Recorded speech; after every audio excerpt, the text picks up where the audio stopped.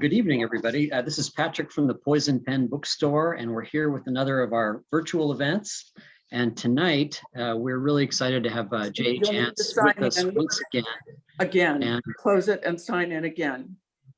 Okay. No, so not you, Patrick. Oh, right. This is someone who had signed in and was talking to me before anybody else could get on, and she's still at the wrong place. Oh, okay. Well, let me just break in and say, for anybody who wants to watch this that is in the wrong place, Patrick, I don't know if we can tell them, but they should just go to poisonedpen.com and click on Facebook video, and they will be there. That's right. It should. And if you can't see it at the event itself, go to the live section and you should see it. It should be the first thing there. But anyway, I can put all that in the comments field as well. But anyway, I just wanted to hold up. We've got signed copies of Judy's new book, Missing and Endangered, signed in the customary red pen. And if you're watching at home on Facebook, I'll be monitoring the Facebook feed, and we'll be happy to ask any questions that you might have for Judy. I don't know, 35 or 40 minutes into the program. And Barbara is at home in her office, and she is going to take over. Thank you, Patrick. Judy, congratulations to another book, your 19th Joanna Brady plus 2 novellas. And today is publication day, so I'm drinking a little toast to you. One advantage of being at home is I can actually do that because I'm not driving. I'll have to have my own toast after we finish this talk. Okay, we can do that. I'm not allowed before a talk, only after. Oh, are we afraid you won't make any sense? Well, I want everybody to notice if I stand up tall, I am, in honor of tonight, wearing my own Bisbee turquoise, which, as you can see, is a lighter color than a lot of Arizona turquoise. And I bought it, or my husband actually bought it for me on a trip to Bisbee. So we haven't really ever talked about Bisbee. And since we have a much bigger audience now, Judy, than people who just live in Arizona, I thought it might be fun to talk just a little bit about Bisbee to kind of orient them for people who are watching us from, let's say, Pennsylvania. Well, as you can see, I too am wearing Bisbee blue tonight. Yes, you are. Bisbee was once a booming copper mining town in southeastern Arizona. It's where I grew up. And Bisbee blue is a strain of turquoise that came from the underground mines. And if the miners happen to run into a vein of turquoise, they chip that one out, and those pieces would go into lunch pails and go back up the shafts. And that was called high grading, and it was frowned on, but it was very much a done thing. Bisbee, early on, Bisbee had the only opera house between St. Louis and San Francisco. It was a very interesting place to grow up, and who I am and the values I have came largely from being a part of growing up in that place. But you're originally from South Dakota. So, I mean, you were born there. So I find it interesting that, when did you move to Bisbee? Well, we moved to Bisbee in 1949. My father had been bedridden with arthritis. And in view of the fact that my parents had a farm with 17 cows to milk and 3 kids to raise, it was sort of inconvenient to have my dad bedridden. A doctor in Millbank told my father, "You need to move to a high, dry climate."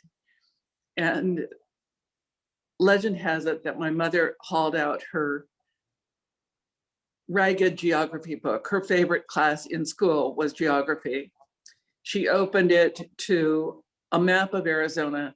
She pointed in the lower right-hand corner of the map to Bisbee and said, "This is high and dry, we're moving there." So they sold the farm and loaded their worldly possessions into a trailer, what's now sort of an Airstream, including 300 quarts of my mother's canning from the previous year.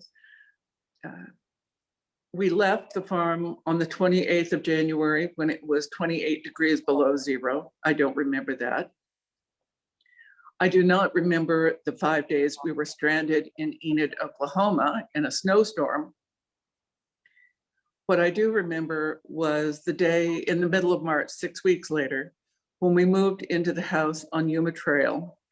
And I remember standing outside, hanging on the ornamental fence, looking up at the blue sky overhead and feeling the sun all over my body.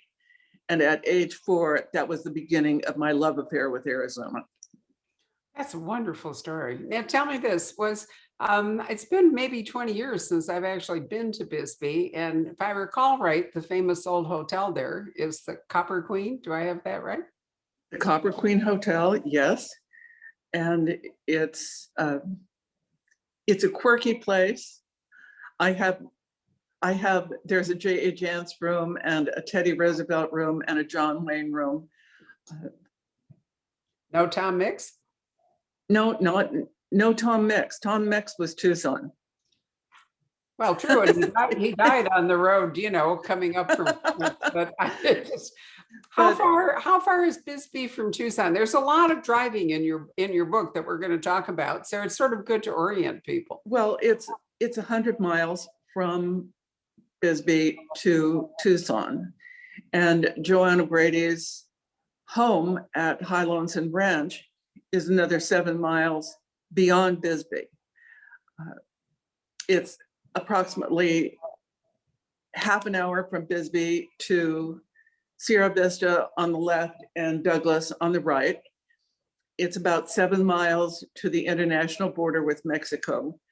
And so as a child growing up, I was very aware of how long it took to get from one place to another place. Until I was in college, I-10 didn't exist from Benson north to Phoenix. It was still a 2-lane highway. I think people don't realize how big Joanna's jurisdiction is. Cochise County, in that far southeastern corner of the state, is 80 miles long and 80 miles wide, and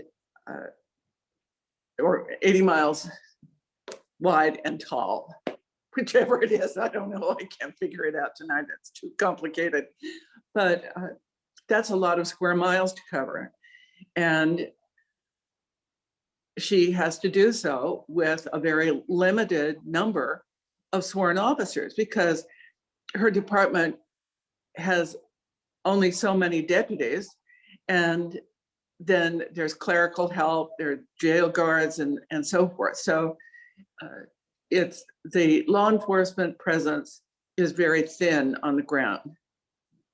Is Bisbee big enough to have a police chief and a police force as Tucson is, or is the sheriff the law in Bisbee? No, Bisbee has its own police department and its own fire department.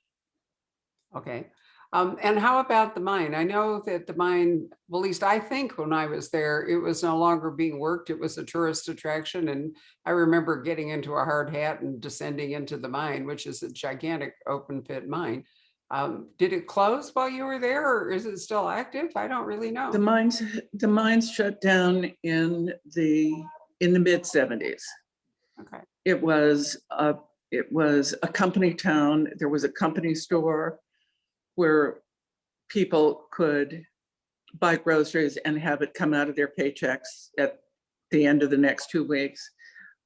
And the company store offered everything from washing machines to bacon and eggs. It was, once the mine shut down, then Bisbee almost disappeared off the map. And now it has returned primarily as a tourist attraction. And a lot of those tourists happen to be J.A. Jance fans. Oh, how very fortunate. I think there's also art there. I mean, it's like Jerome at the, you know, at the other end of up by Sedona. Jerome was an old mining town. And now, you know, it's a tourist attraction. It's an art town, has some good restaurants, all that thing. My favorite Jerome story, a lot of people who left Jerome closed far earlier, and people who left Jerome ended up going to Bisbee, miners who, and when the Bisbee mines closed, miners from Bisbee ended up going to places like Safford. So the miners migrated. And the miners who came to Bisbee originally, people say, well, why do you write about pasties in your book?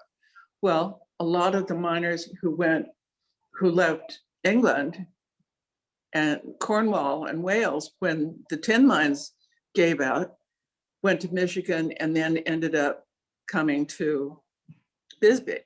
And so pasties were a big deal in Bisbee. I mean, pasties are a meat pie. It's a crust, and half of it is the way it used to be. Is half of it was savory with meat and potatoes or meat and turnips or whatever, and the other half was filled with some kind of fruit filling. So it was one handful of food that was both main meal and dessert at once. But that's how pasties came into my life and into my books. But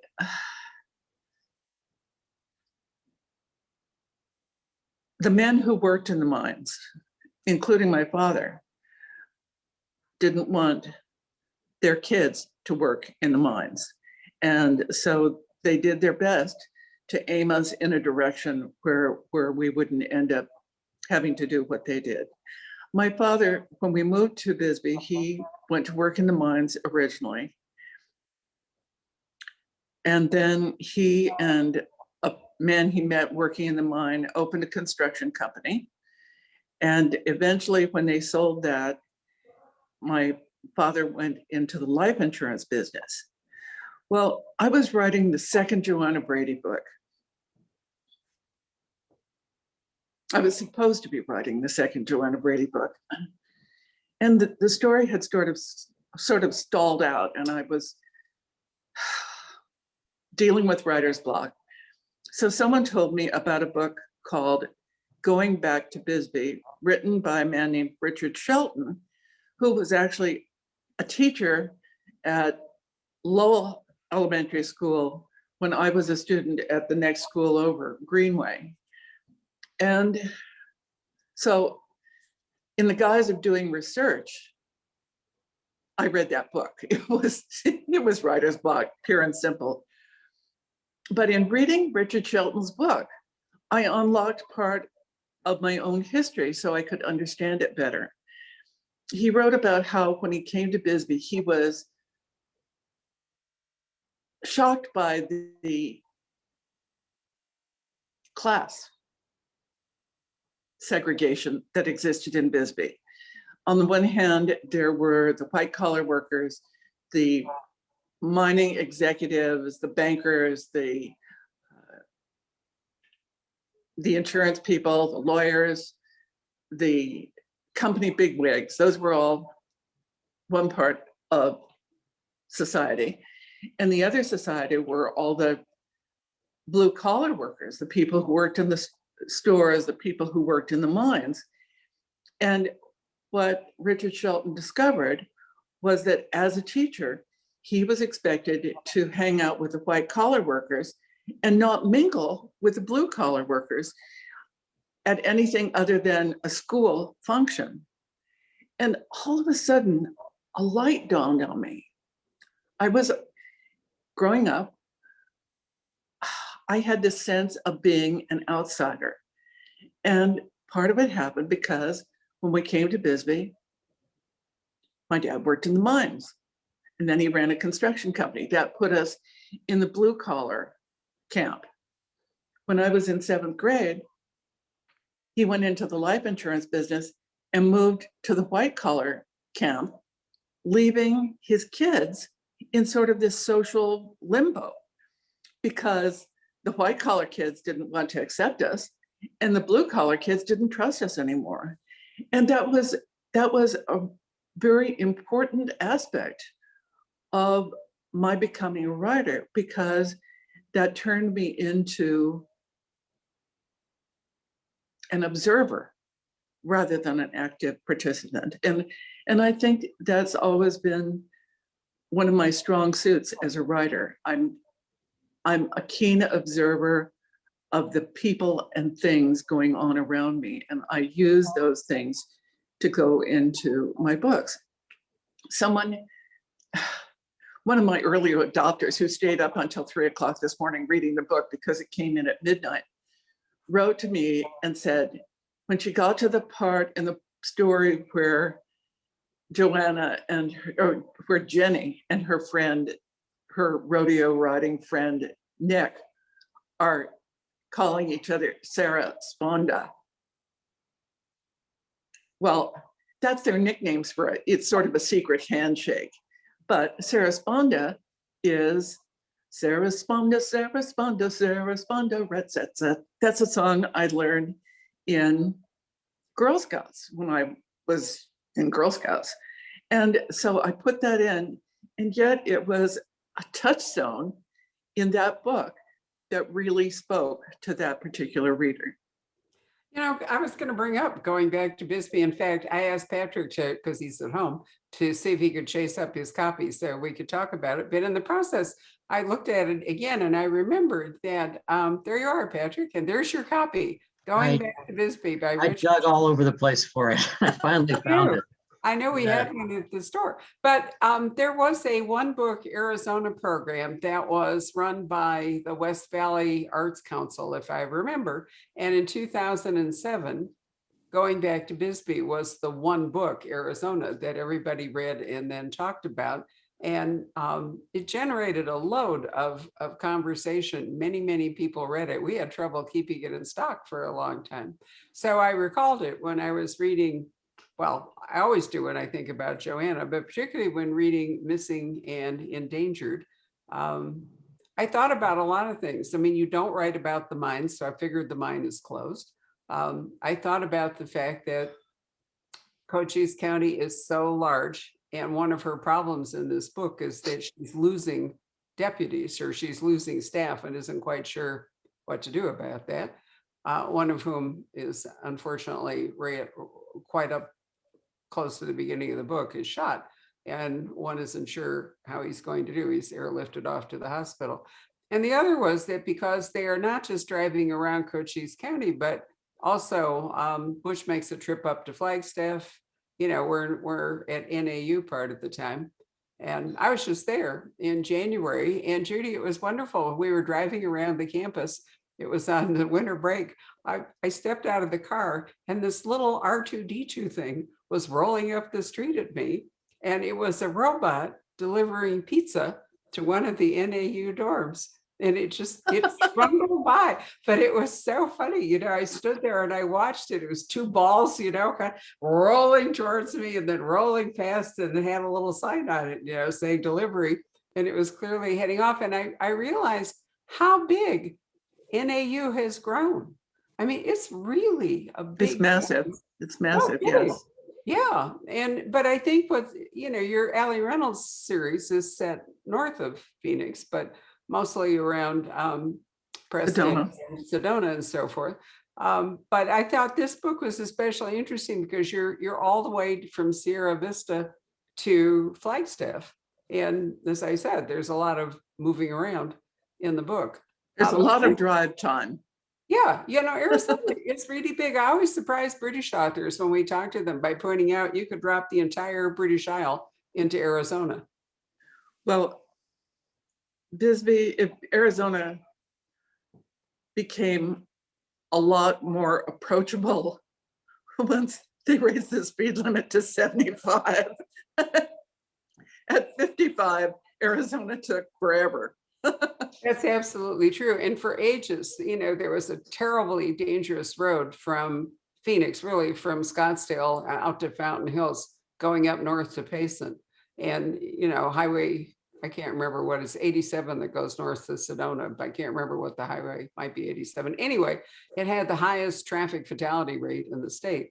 And they finally, turned it into a divided 4-lane highway, which makes it remarkably easier to drive around Arizona. But I don't know how the roads are down because I haven't spent a lot of time there, about how fast the driving would be from Bisbee to Douglas or Bisbee to Sierra Vista or Bisbee to Tucson. Well, it's mostly 65.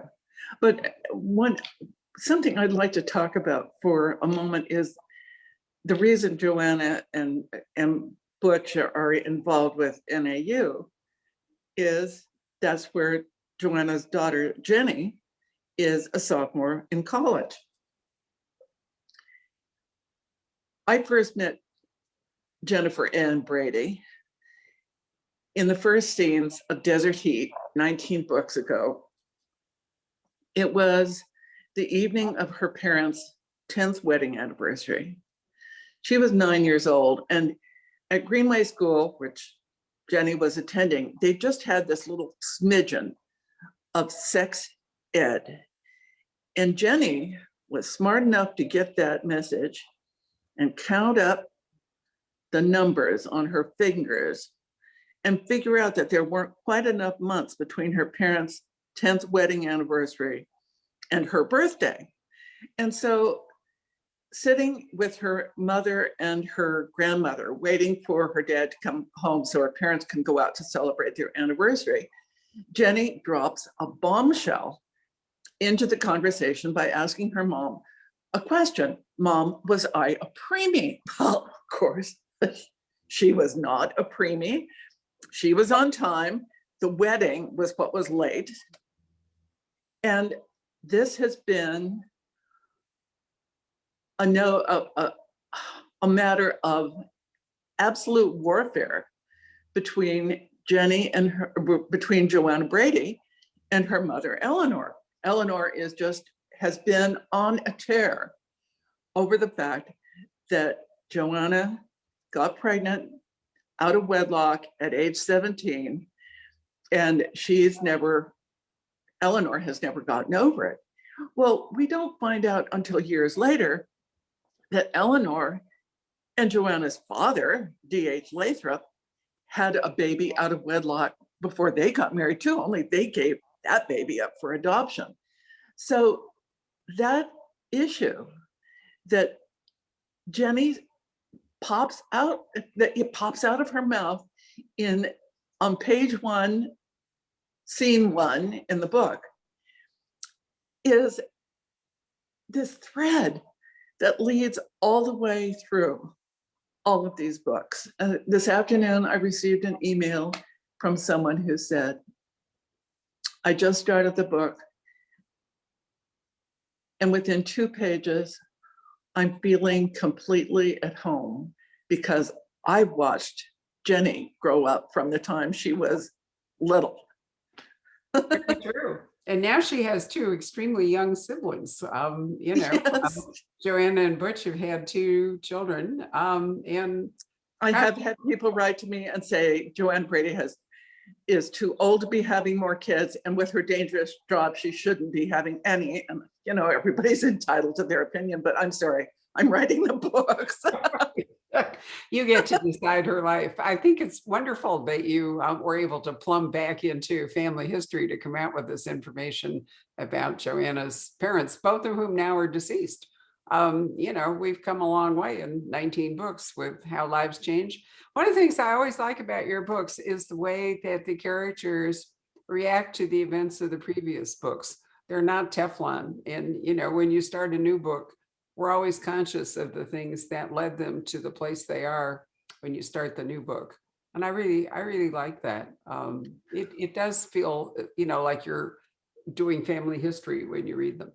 Well, I grew up reading John D. MacDonald's Travis McGee books, and I loved those books. And it's one of the reasons I felt it would be possible to write a series. But in a lot of ways, reading a Travis McGee book was sort of like Groundhog Day, because he never changed. a beautiful woman would come along and he was always a sucker for her no matter what. And he always lived on the busted flush. Nothing in his life seemed to be based on what went before. And that's one of the things I decided I would do differently when I started writing about all of my characters. And so, yes, I'm always conscious of the fact that they have a history. And it's my obligation as the writer to remember that history and try to keep it straight. Sometimes I mess up and then people write to me and tell me about it. I'm grateful for sharp-eyed readers, and I always tell them so. But I'm always a little bemused by that as well, because if I spotted an error in somebody else's book, I would not feel obliged to sit down and write them a letter and say, hey, you're stupid, you did this. But, everybody's different. It's interesting, but it's a sign, Judy, I think, of how invested that fans get in, in the characters and the world that you've created. And it's probably an irritant to them, although some of them are just showing off, that. But, I think for many of them, it's just kind of an irritant, that this universe that you've constructed has just gone slightly out of whack, Yes, when yes. there is something like that. And I think, and they hold me fully responsible. It's as it should be. Yeah.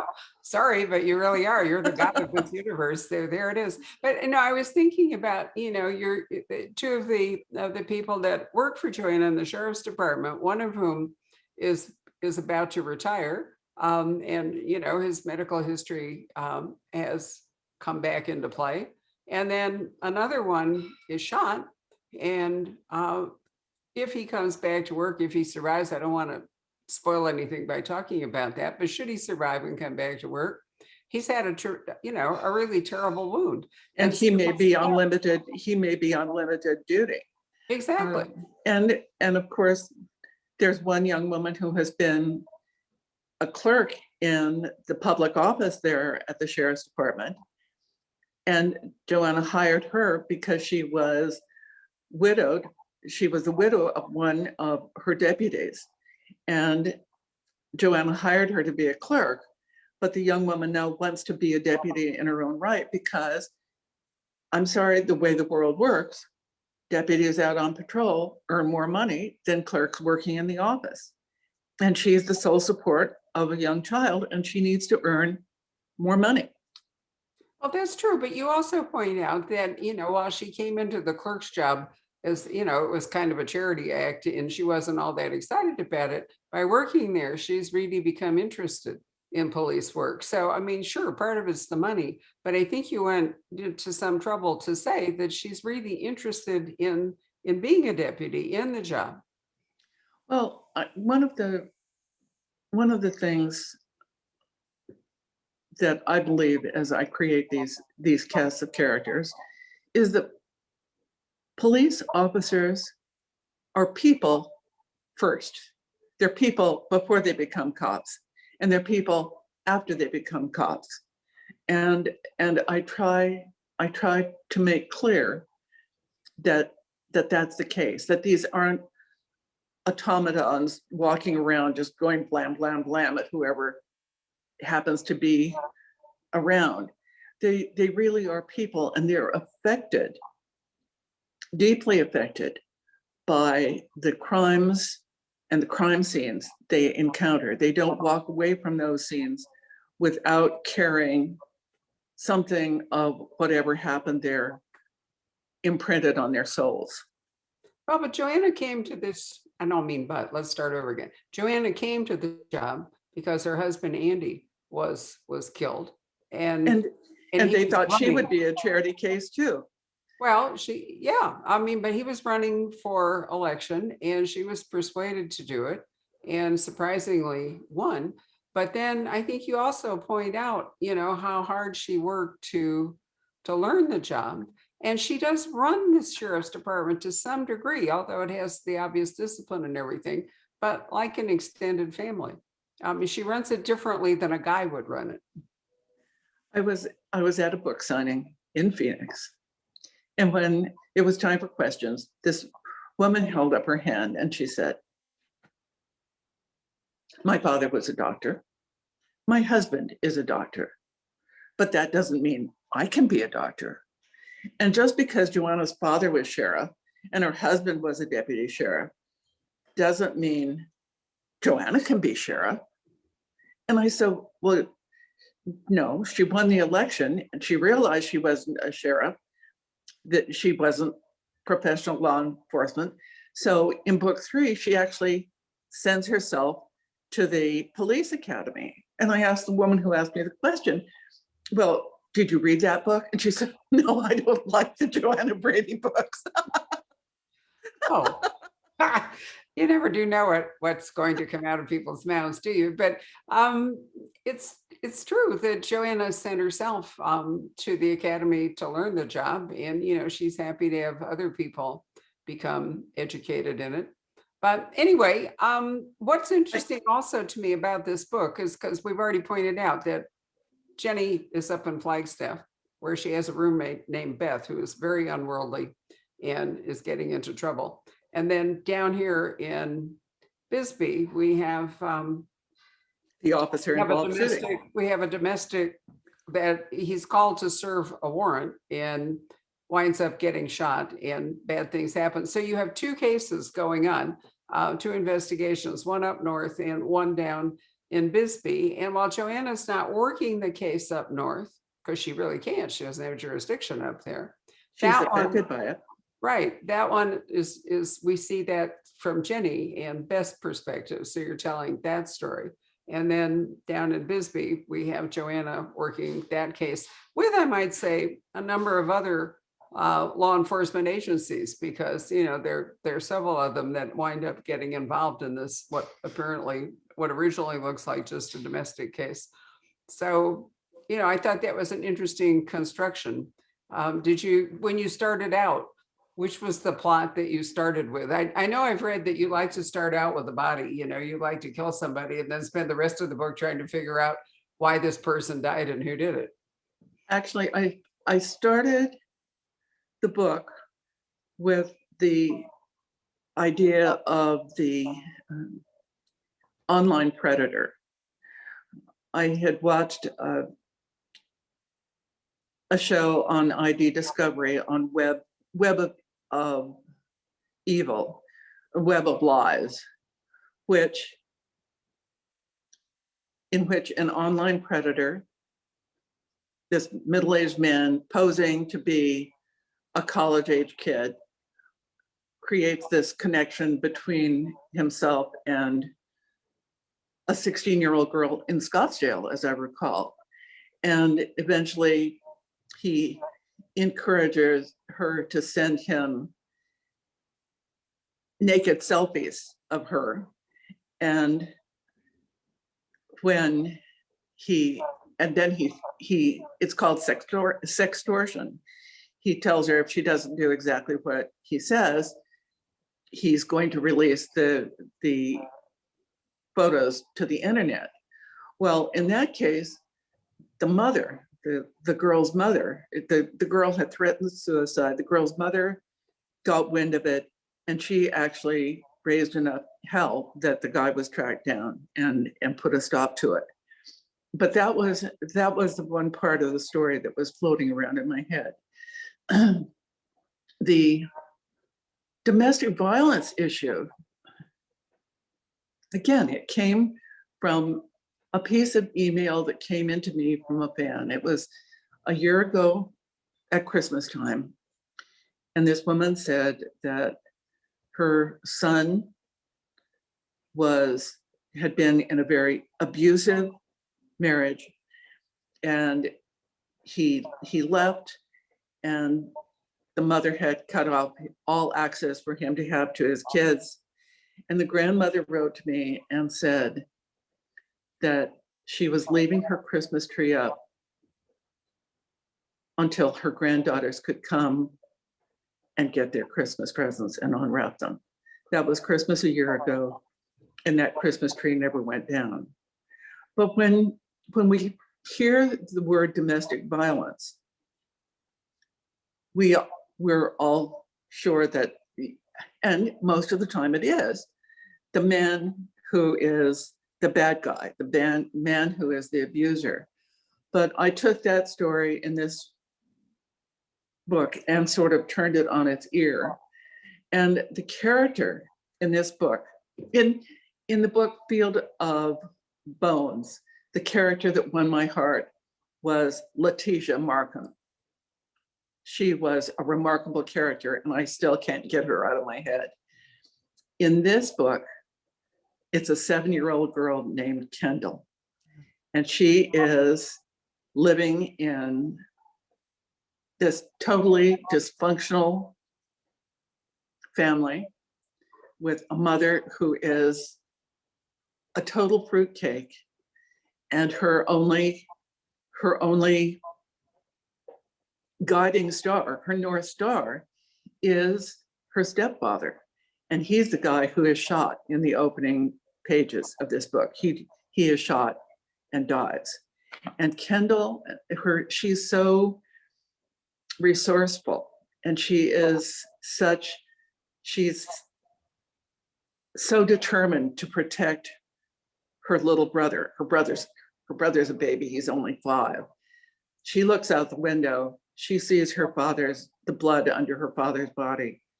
She knows her father is dead, but she doesn't tell her little brother because he's too little. Kendall really won my heart.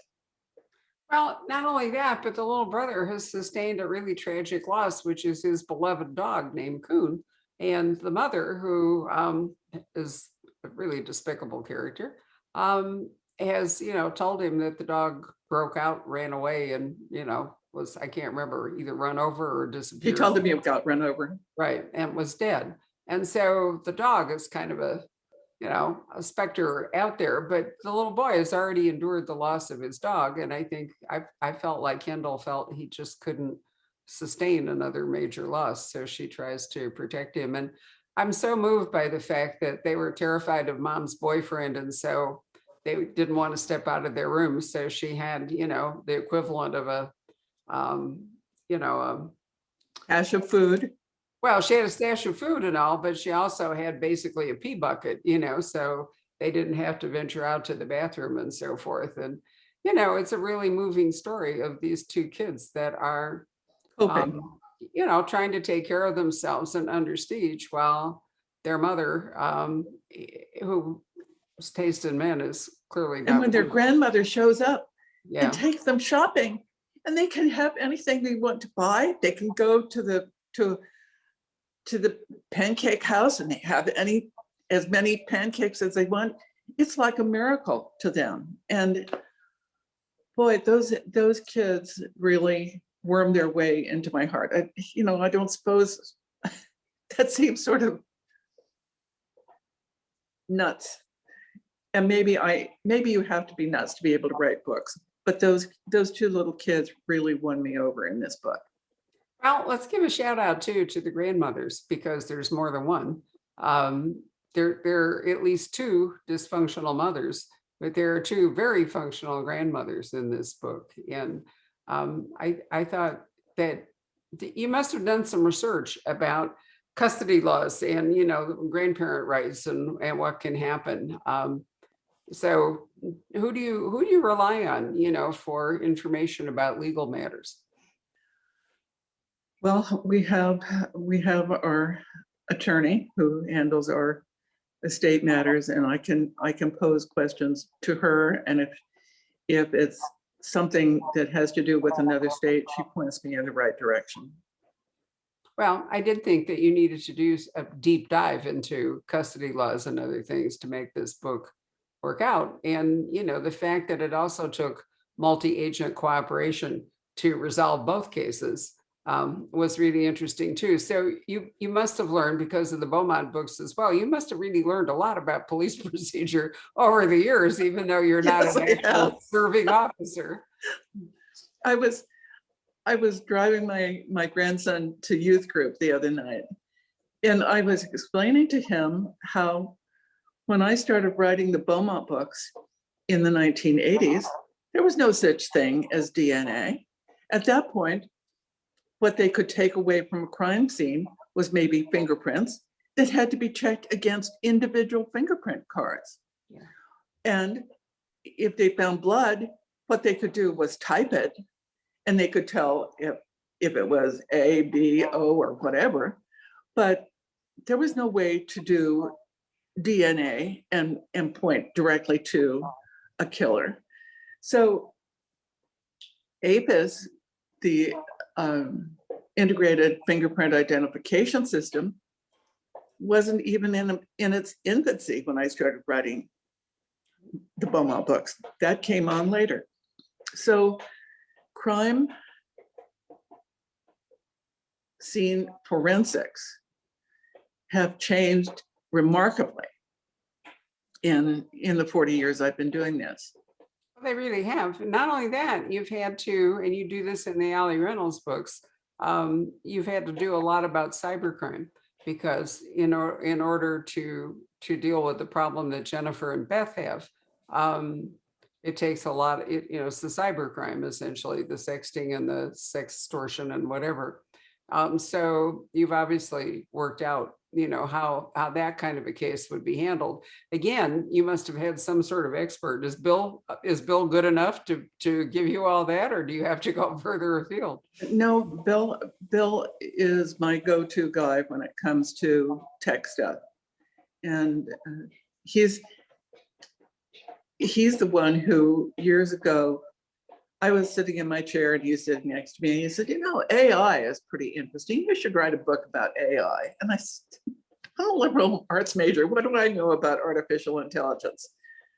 But he fed me material, and gradually I created Frigg, that ongoing character, AI character, who is a part of the Allie Reynolds books. And I have people who write to me and say, I really like Frigg. And I'm thinking, whoa. You can humanize anything. Well, I love the fact that with Joanna Brady and Allie Reynolds, you are really covering large swaths of Arizona, and even Beaumont. JP Beaumont's been down to Arizona a couple of times, once on his own at least. And then I remember he and Joanna actually worked a case together at some point. I don't remember titles anymore. It was Partner in Crime. Thank you. They were out struggling their way up Yeah. the San Pedro River, which means they were going toward Mexico. The San Pedro is I believe one of the only rivers in this country that runs south to north. Oh, okay. Right. Because the headwaters for that are across the line in Mexico. Well, I think a lot of people, if they've never been to Arizona, they have this vision in their heads that as soon as they cross the state line, they're going to be driving around in a forest of saguaros. But there are no saguaros in Cochise County. There's not a single one below the county line coming from Tucson south to Bisbee. And when I wrote my first Joanna Brady book, I told my editor, I said, John, there aren't any saguaros in Cochise County, so don't put a saguaro on the cover. Mm-hmm. So a couple of months later, he called me up and he said, you're going to be getting a FedEx package today. Do not open it until you have me on the phone. Sure enough, the first cover for Desert Heat had a saguaro on the cover. Yes, well, it's a cactus that has moved to many environments in which it does not thrive. That is absolutely for sure.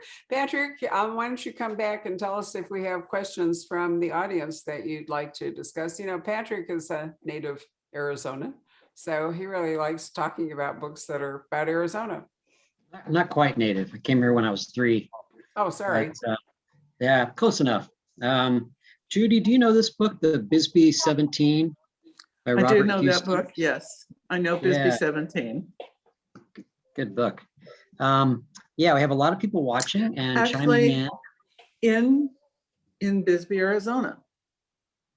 when I was growing up, if you went in certain places and came up on the wrong side of the deportation, you could find yourself going to Fifth City. So the Bisbee 17 lines of demarcation still existed very strongly in the Bisbee I grew up in. And for all I know, they probably still do. Are you hearing a cracking in the background from my end? A little bit, but not too bad. That's rain falling on the skylight, and God love us, it's melting the snow. We had a foot full of snow this weekend here in where I live. And I have little miniature, long-haired miniature dachshunds with 4-inch legs. And even standing on tiptoe, they couldn't see over the top of a foot of snow. So I'm really glad the rain is here. Wish it were here, believe me. We could. Yeah, no kidding. Yep. And you know, there are people literally from all over the world that are tuning in. There's somebody from Australia, and also a couple of people from Texas, and you can tell that they're having a rough time of it out there right now. But lots of questions. Patricia asks, how much of your character's life trajectory or trajectories have been in your mind throughout your journey as an author? What has been the most surprising development in the life of one of your characters? Well,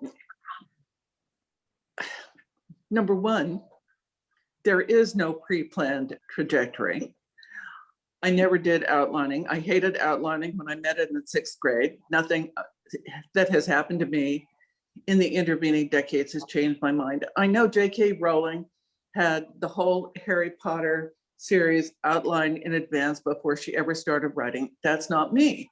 When I started writing, I thought I was writing a 1-book standalone book. I didn't know I was writing a series. So in that fashion, everything that's happened to them has been a surprise. But I think the thing that surprised me most in the Joanna Brady books is in book number 5, Skeleton Canyon. She has gone to a crime scene and she's giving George, the medical examiner, a ride back to Bisbee from the crime scene. I don't know why he didn't show up in his van.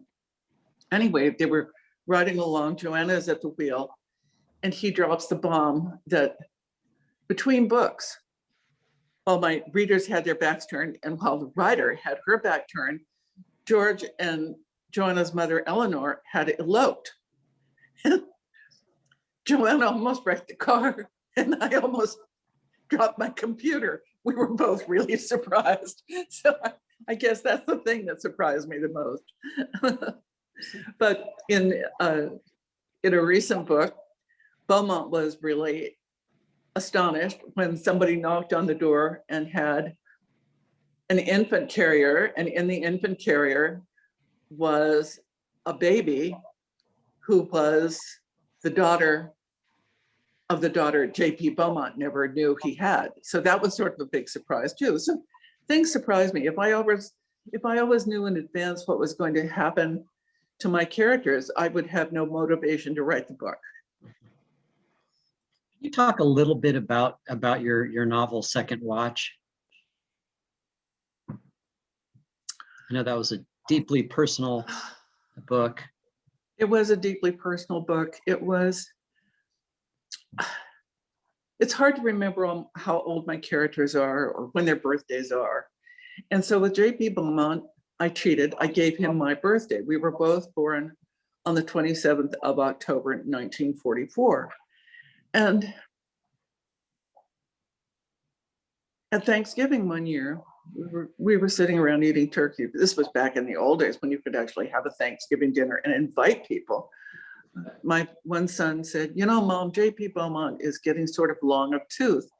Have you ever thought of writing a J.P. Beaumont prequel? And I said, no, Tom, I've never thought about writing a prequel. And then time passed. Suddenly it was October and time to write the next Beaumont book. And the only idea I had was to write a prequel. So I was sitting in my writing chair in the family room with the blank computer screen sitting there facing me. And I was thinking about Bo and how old he was. And then I realized that he and I were the same age, and that a year ahead of me at Bisbee High School was a guy named Doug Davis. Doug was smart, he was handsome, he was an outstanding athlete. He graduated as valedictorian of the class in 1961. He went from Bisbee High School to West Point to Ranger School to Vietnam, where he died weeks before his 23rd birthday. And I missed his funeral in Bisbee. I didn't find out about it until after it had happened. I was living in Las Vegas that summer, and if I had known his funeral was going to be, I would have piled in a car and come to Bisbee for it. But I always felt guilty that I didn't attend his funeral. So sitting there in my chair, I thought, well, what if I had J.P. Beaumont, who's a year younger than Doug, encountered Doug Davis in Vietnam? So over the years, through pure coincidence, I had become friends with Bonnie Abney, a woman who had been engaged to marry Doug at the time he died. And so I called Bonnie and I asked her what she would think if I tried to intertwine Doug's real life with Bo's fictional one. And she said, well, let me think about it for a couple of days. At that point, Doug's mother was gone, his brother was gone. Bonnie was the only person left to ask. And so she called me back a couple of days later and she said, I think my Douglas would be safe in your hands. And so I wrote Second Watch. It was an amazing book to write. Bo is older. The book starts with him on his way to the hospital for his his bilateral knee replacement surgery. And it's while he's under the influence of drugs that he has this drug-induced vision of Doug Davis. And he's in his hospital room, and there's this guy in Vietnam era fatigue standing over by the window. And when the guy turns around and walks toward Bo, he realizes it's Doug, the guy who was his commanding officer in Vietnam. And of course, Bo should have figured out it was a dream since he was looking at the Space Needle out of the wrong side of the hospital. But Doug comes walking over to his desk with this sort of half-assed grin on his face and looks at Bo and says, "You got old." And of course, that's Bo's problem. He came back from Vietnam. He lived and had time to get old, and Doug never did. And that book is the story of the reconciliation of the fact that Beaumont never sought Bonnie out, never told her how sorry he was for her loss. And that reconciliation happens. I wrote that book in the hope that Doug and Bonnie's sacrifice and loss would not be forgotten. On the 50th anniversary of Doug's death, Bonnie went to Bisbee. She went to Evergreen Cemetery. And there she found that people who had read Second Watch had found their way to Bisbee, found their way to the cemetery, located Doug's grave, and left behind tokens of their esteem. I no longer have to feel guilty about not attending Doug's funeral. Wow, what a great story. There have been a few people you'll be pleased to hear that went to school with you at the U of A. Let's see. Bear down, Arizona. Yeah, I have a couple of comments like that. Some people that were in Pima Hall, another one that was in Cochise Hall, from 67 to 70, which is right in the middle of that whole Vietnam era. I was actually impeached as a song leader at Pima Hall for the house mother did not approve of my leading rousing choruses of "Roll me over in the clover, roll me over, lay me down and do it again." She didn't think that was appropriate. I have a good question, and I know you've spoken about this before, but Anne, who's a frequent viewer, hey Anne, she says, I should know this, but I don't. What made you become a writer? It's a big question, but. Dogged determination, because I wanted to become a writer from the time I encountered the Wizard of Oz books in second grade at Greenway School in Bisbee. I wasn't enthralled by the wizard, that funny little guy hiding behind the green curtain. I was enthralled by Frank Baum hiding behind the words. And once I realized that a living, breathing person put those words on the pages, that's what I wanted to be, and that's what I wanted to do. There were a whole lot of obstacles to my becoming a writer. For one thing, I wasn't allowed in the creative writing program at the University of Arizona in 1964 because, as the professor told me, quote, "You're a girl. Girls become teachers or nurses, boys become writers." I married a guy who was allowed in the class that was closed to me. He imitated Faulkner and Hemingway primarily by drinking too much and writing too little. He never had anything published, but that didn't keep him from telling me in 1968, there's only going to be one writer in our family and I'm it. So I didn't actually start writing until 12 years later, when I was a divorced single mother, 2 little kids, no child support, a full-time job selling life insurance. And the time I had to write was 4 o'clock in the morning until 7 o'clock in the morning, when I got the kids dressed to go to school and got me dressed to go sell life insurance. So when I encounter people who say, someday when my life is perfect, I'm going to be a writer too. And I always want to say, like, how? Because real writers write when their lives are imperfect. If you want to wait until your life is perfect to start writing, you're never going to start. I think it helps to be hungry. It helps to be hungry. In a literal sense, but. Somebody asked me, what word would I use to describe myself? And I believe that word would be determined, because if you tell me it's not going to happen, that's a surefire way of making it happen. Well, and you got a little bit of revenge, didn't you, on that Oh, professor? Yes. Actually, if people read the first book in the Walker family series, Hour of the Hunter, they will find that the main character, Diana Ladd, is a teacher on the reservation, but she really wants to be a writer. Like me, she had a husband who was allowed in the creative writing program that was closed to her. He's dead at the beginning of the book. And the crazed killer turns out to be a former professor of creative writing from the University of Arizona. Now, the interesting thing, until a week ago, I had managed to blank that professor's name completely out of my random access memory. And someone from the U of A wrote to me and gave me his name, but I had managed to completely forget it. I believe that's called willful forgetting. He probably had a full run of your novels on his shelf.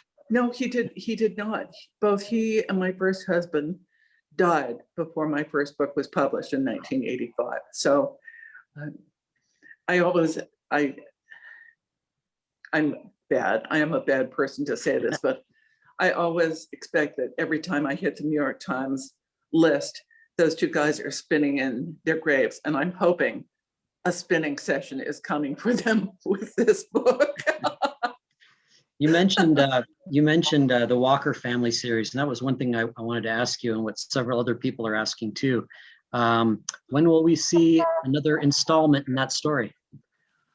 Boy, I don't know. I was reading through one of those books for some reason a few weeks ago, and I thought, boy, I really had to learn a lot to be able to write this book. Learn a lot about the reservation geography, about the folklore on the reservation. I needed to know a lot, and I'm not sure I still have all of that stuff available to me. So I can't answer that question. Right. Let's see. I know at one point for a long time, you maintained that that was your best book, The Hour of the Hunter. Do you still feel that way? I think Hour of the Hunter is a remarkable piece of storytelling. The Beaumont books, it was my first non-first person book. The Beaumont books are written in a strict first person fashion. The reader only knows what Beau sees, hears, does, says, thinks. There are no other points of view allowed in those stories. So Hour of the Hunter was my first non-Beaumont book, and it is told through 7 or 8 different points of view with this elastic timeline that stretches back and forth over 70 years. And when I need to find one thing in that book, that's a book that will suck me in, and I'll have to read the whole book.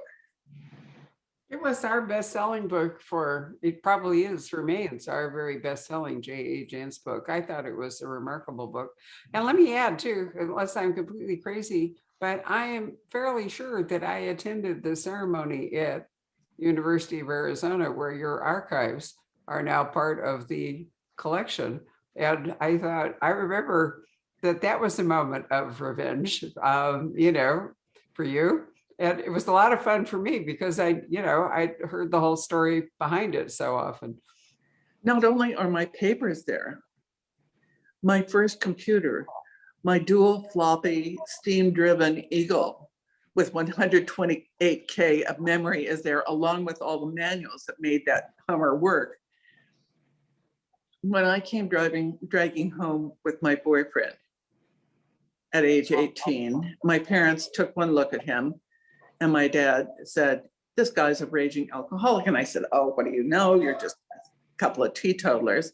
So then I was forced to spend the next 18 years of my life trying to prove my parents wrong, which of course they weren't. But once I married him, my dad was this old life insurance guy, and he had me buy a life insurance policy on my husband, $50,000 whole life policy, of which I was both the owner and the beneficiary. And I paid the premiums on that through thick and some very thin. When he died in March of 1983, I received the proceeds from that policy, and I took 10% of it, $5,000, and I invested it in my future as a writer. And I bought that Eagle computer and a daisy wheel printer with that daisy wheel printer. My God, try printing a 400-page manuscript with paper jams but that was how I started writing. And I think that was probably the best investment of $5,000 I could ever have made. Is there a reason, I know you've spoken about this before, but Patricia asks, is the history about women and in the writing business the reason that you chose the initials, J.A.? I didn't choose them. I wrote the first Beaumont manuscript. I gave it to my agent, and the title page said, "Until Proven Guilty" by Judith A. Jance. But she had worked in the publishing industry in New York, and she knew that there was a lot of anti-female bias. So she rewrote the title page to read Until Proven Guilty by J.A. Jance and sent the manuscript in. The second editor who saw that, John Douglas from Avon Books, called my agent, Alice, and said, you know, the guy who wrote Until Proven Guilty is a really good writer. And she said, well, what would you say if I told you the guy who wrote Until Proven Guilty is a woman? And he said, I'd say she was a hell of a good writer. So he bought the book and they started the processing, the pre-publication process. And in 1984, the marketing people got a hold of it. They said, wait a minute. A police procedural with a male protagonist, first person narrative written by a woman, somebody named Judy. I don't think so. Male readers will never accept that. And so they proposed using my initials. And I said, I'm from Bisbee, Arizona. A New York publishing house is publishing my book. I don't care what they call me. So that's where J.A. Jance came from. And I am incredibly grateful. I always sign my books in red pens. And I can tell you that writing J.A. Jance is a lot easier than writing Judith and Jance. And so that using my initials has saved me literally miles of red ink over the years of signing books. But the real irony is my next door neighbor on bookshelves in bookstores and libraries is none other than P.D. James, who had to use her initials. I believe her real name is Phyllis Dorothy, for the same reason I did a generation and a half before I came along. And so I didn't choose it, other people did, but I certainly don't mind. I'm going to add a footnote here, which I may never have told you, but frequently when I get information about how to run our conversations together, which we have been doing, as you know, since 1989, I am admonished to call you J.A. Jance. And, you know, I disregard that because I can't imagine sitting here talking to you for an hour and call you J.A. instead of Judy. So I just ignore it. But that myth is actually still alive. Actually, for the first 9 books, there was no author bio and no author photo on the books. And that gave rise to the rumor that a retired Seattle homicide cop writes these books. Yeah. So when the hardback started coming out and my picture was there, I thought that rumor would go away. It didn't, it just morphed. Then they started saying, well, a retired Seattle homicide cop writes these books and she's just a front for him. But I don't care. They're reading my books. It's no skin off my teeth. You still get the royalty checks. So there we are. Patrick, anything else? I could probably find some more. What's going on with Allie Reynolds? Will we see her again? Well, we're actually going to see her in June when the book that's coming from Allie is, I finished writing Unfinished Business as the pandemic was starting. And then for a while, I couldn't get a grip on, not Unfinished Business, Missing and Endangered as the pandemic was starting. And then I wrote my blog and that was the best I could do for a few months. And then finally I got my grip again and wrote the next Allie book. It's called Unfinished Business. And it starts with a guy in prison in Washington State. And as soon as I realized that this was a case that was going to have aspects of it in both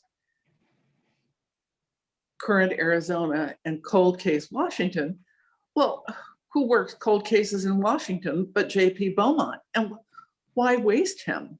So I negotiated a peace treaty with my editors from both my publishing houses, Simon and Schuster for the Alley books and HarperCollins for the Beaumont books, and got permission from Harper to let Beaumont venture into this upcoming Alley book, Unfinished Business. So the Alley books are written in third person with multiple points of view. You see the story through different eyes as you go along. And I assumed that when I got to the Beaumont part, he would be third person right along with everybody else. Huh. Boy, was I in for a surprise. When I got to Beaumont, there he was talking to me in all his first person curmudgeonliness. And he just wouldn't do it any other way. So I said, I give up. You're first person, just tell me the story and we'll get on with it. So I sent the manuscript to my new editor at Simon and Schuster. And of course, she had never read any of the Beaumont books. So when she sent me back the line edited manuscript, she had changed all of the first person Beaumonts into third person. And instantly, he was a cardboard cutout character. He no longer walked, talked, and breathed. He was just a paper doll. And I wrote back and I said, I'm sorry, this is not going to work. If Beau can't be in first person, he isn't going to be in this book. So the Beaumont parts of Unfinished Business are definitely J.P. Beaumont, first person, the way we've all always known him. And that's coming in June. Wonderful. Well, we will certainly look forward to talking to you about it. Is it going to be up in Allie's normal home territory? Yes, most of the Arizona action takes place in and around Sedona, some in Mayer, some in,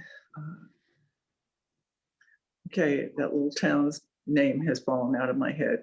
Anyway, it's up and around the Sedona area, Wonderful. Sedona and Cottonwood. Well, we will certainly look forward to it. Maybe you can even whisk in Jerome for, a moment, which will be really fun. Anyway, it's been lovely talking to you. We probably kept you long enough this evening. It's been an hour and 15 minutes. Who would have imagined that? How many people did we have in attendance? Well, we have a lot, but it isn't about how many people are watching it right now. It's about how many people will have watched it 3 days from now. It just rockets right up. So I'll send you the link. For those of you watching, there will be a podcast that'll be generated tomorrow. So you can recommend for people who don't want to sit in front of a computer screen, they can download the podcast and listen to it. This video will stay on our Facebook page. And Patrick, who is seriously overworked, but eventually we'll find time to put this, I'm catching up. On YouTube, because we know there are people who would prefer to watch it on YouTube. And if you choose the YouTube channel, you can actually watch it on your smart TV, which is really nice. So we try to cover all the bases. Anyway, it's really been a delight. I'm so glad we got to talk about Bisbee. This is the very first time I think we've actually ranged around Bisbee. And Patrick, we do have Going Back to Bisbee available by Richard Shelton. And if this has piqued your interest.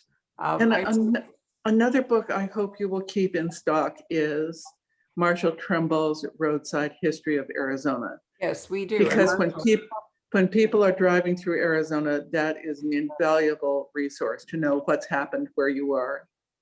It really is. Marshall's done some events with us and we've talked about it. I also like Roadside Geology of Arizona. And in fact, one day I made the mistake of taking a copy when Rob and I went out.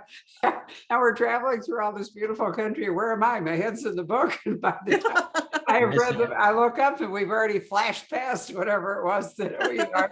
So I recommend that you read Roadside Geology of Arizona before you go and visit wherever it is. Otherwise, you will be like me with your head in the book.